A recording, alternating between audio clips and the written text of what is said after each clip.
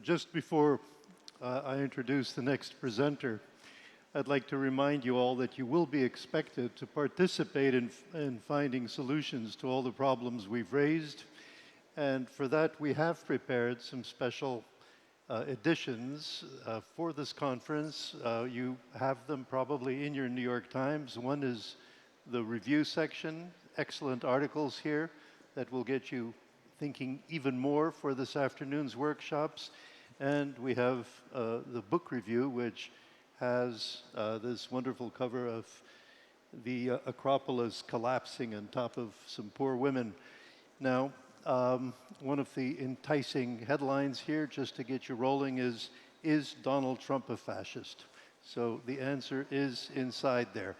Now, to get down to business, if I were to try to really describe our presenter's career and credentials, this would be the rest of the session, so I'm going to have to skim over the high points. Lina Antara was born in Greece, studied in Luxembourg, the Basque Country, and Thessaloniki. She works for a Swedish NGO, IDEA, that has sent her to Myanmar, Panama, Liberia, and I presume many other places where there are refugees, migrants, other marginalized populations. She is one of the authors of this volume on political participation of refugees, bridging the gaps. And so, Lina, I turn this over to you. I think your formal title is Democracy Support Professionals Specializing in Electoral Processes and Human Rights. Thank you. It's yours.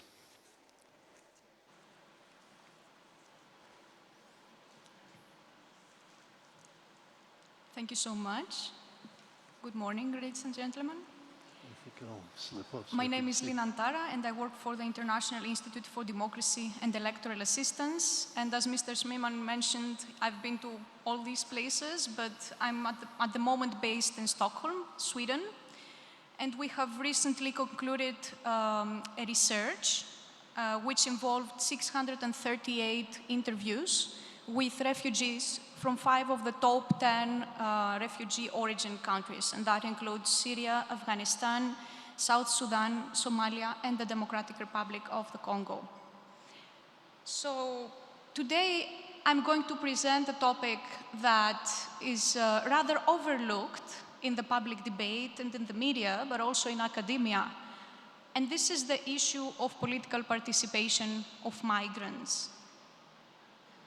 So, rightly, to a certain extent, most of the public debate so far focuses mostly on the rather most urgent issues of migration, like humanitarian aid, socioeconomic implications, the security implications.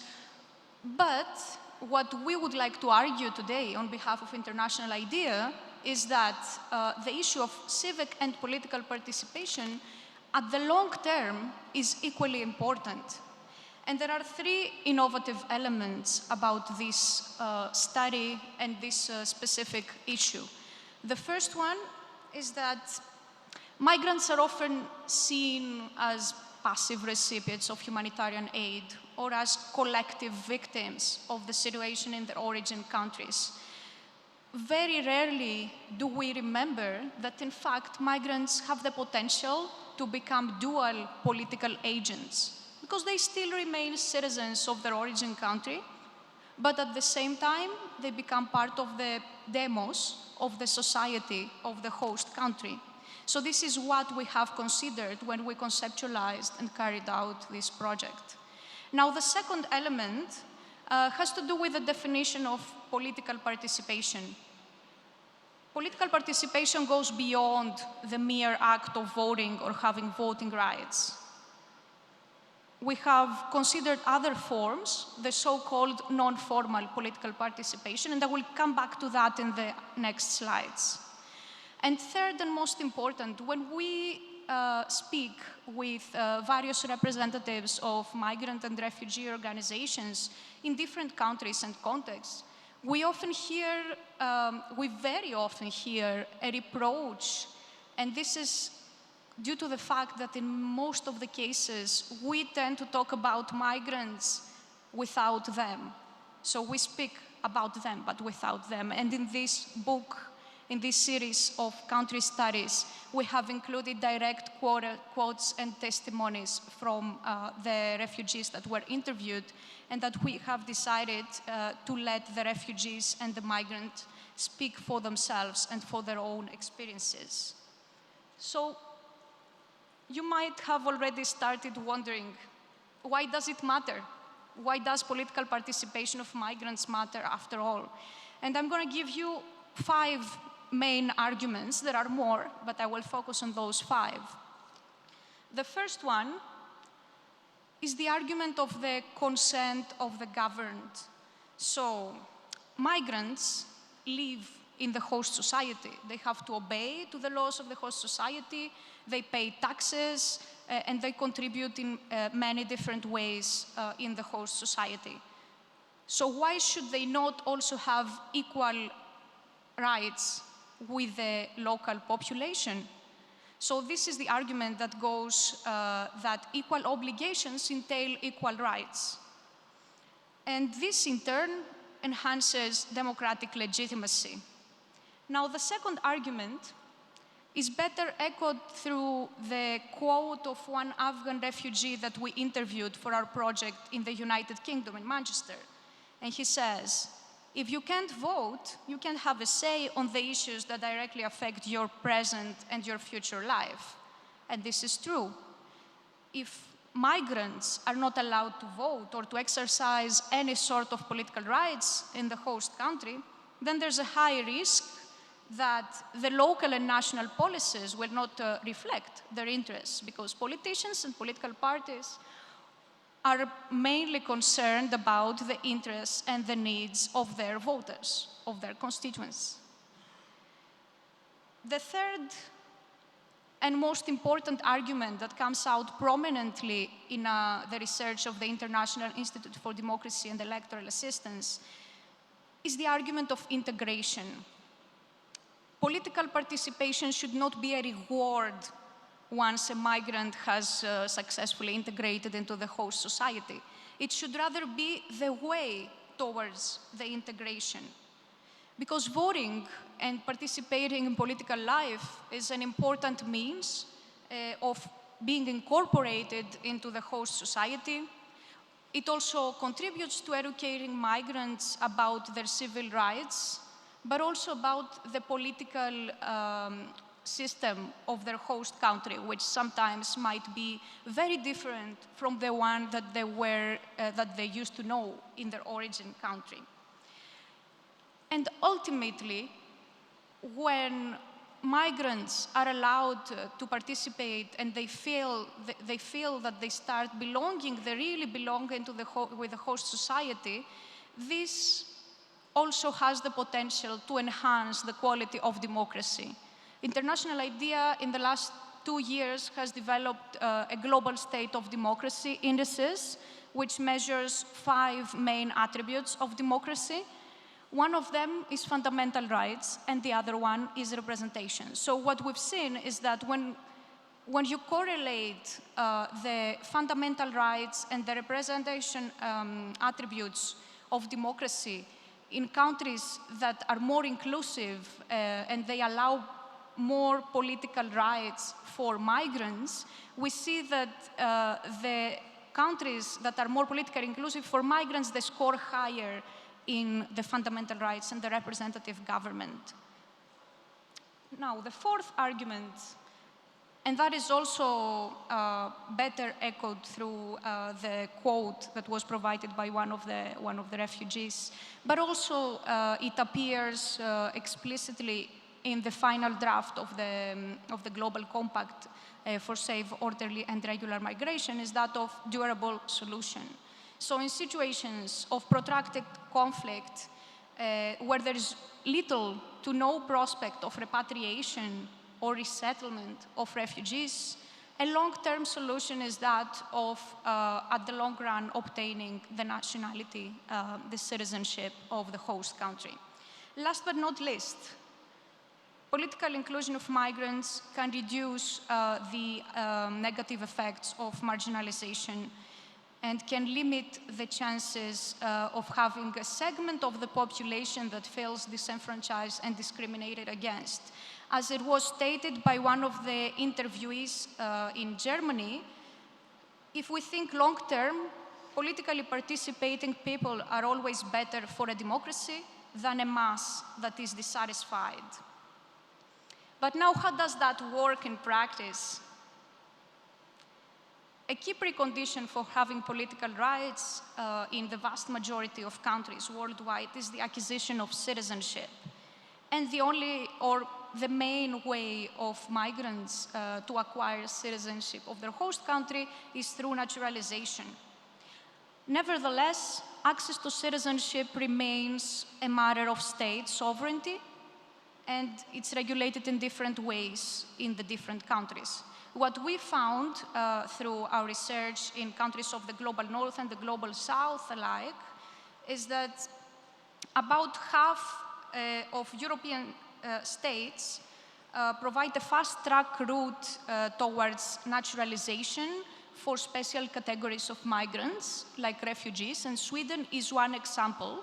In Sweden, the residence requirements are shortened for people with a refugee status so that they can become citizens faster and easier. But outside Europe, we have found cases where there is no clear path to naturalization, especially in cases like Lebanon, for example. There is no clear legal path for migrants or refugees to be naturalized. And in other countries where there is a legal path to naturalization for migrants in general, refugees are often excluded due to legal ambiguities. Are there any legal obligations of states to naturalize migrants? The short answer is no. There are no legal obligations, but the 1951 Convention on the Status of Refugees includes Article 34, which says that states should facilitate the assimilation and naturalization of refugees when this is possible. So the international legal framework encourages, but there's no mechanisms to enforce this path.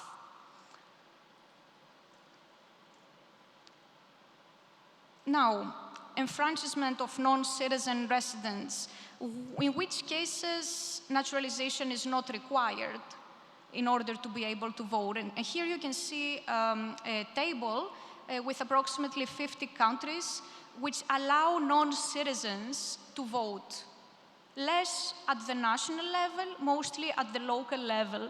And the ones that you see in bold letters are the countries whose legal framework allows voting at the local or national level for any category of migrant. And one such case is the case of Sweden, where any migrant, legal migrant with a legal residence permit, including refugees, recognized refugees, they are allowed to vote after 3 years of continuous residence in the country for local and municipal elections.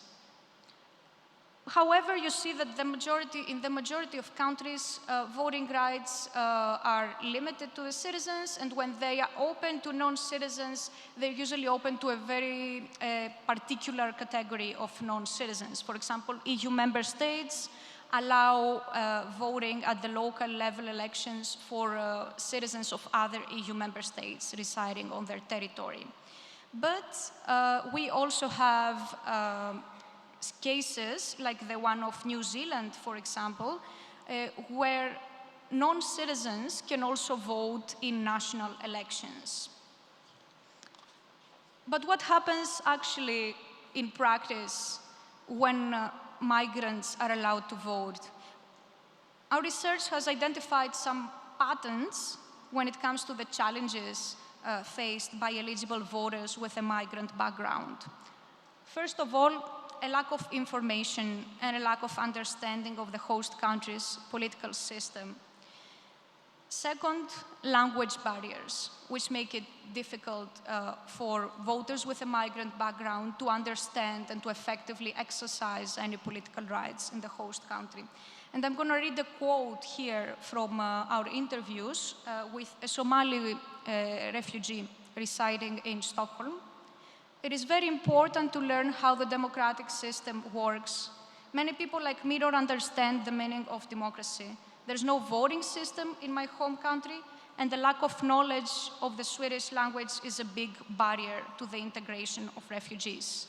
Now, other issues that migrants face is the feeling of marginalization, any negative experience of politics in their origin countries, lack of awareness of the importance of participating, and a general feeling of underrepresentation.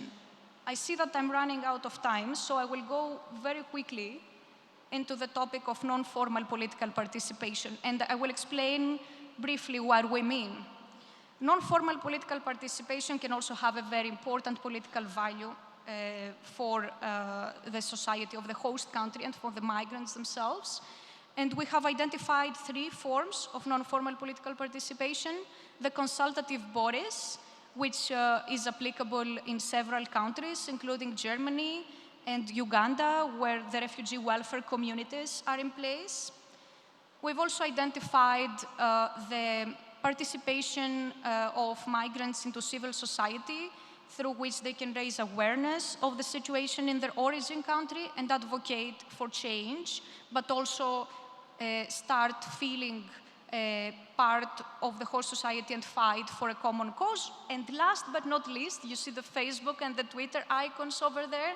The role of social media has been very positive in facilitating participation of refugees. And as it was put by a young Afghan refugee in London, technology helped us go beyond the barriers of refugee life. Thank you very much.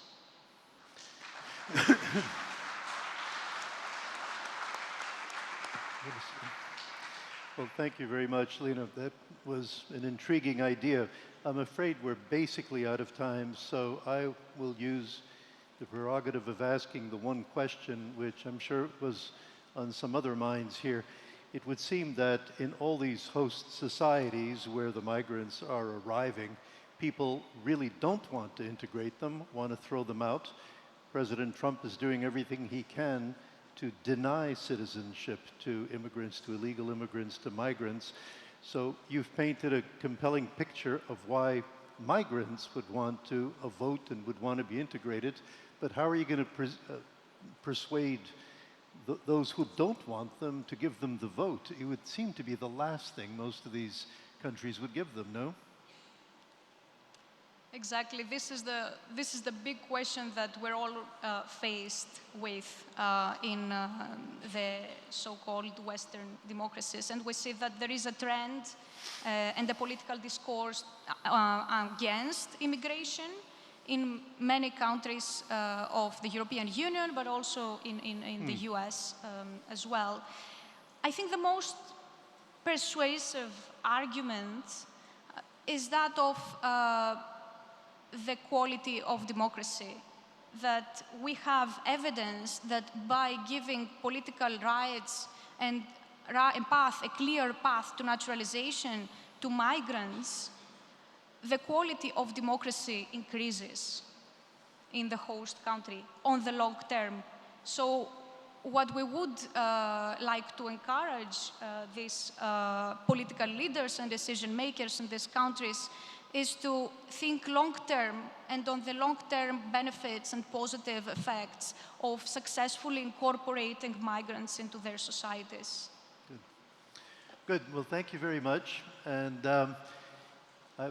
it's time now for for lunch, for these Global Topics lunch. I suspect as you go out, it will become clear which table you're going to, which topic you will discuss. Lina, thank you very, very much.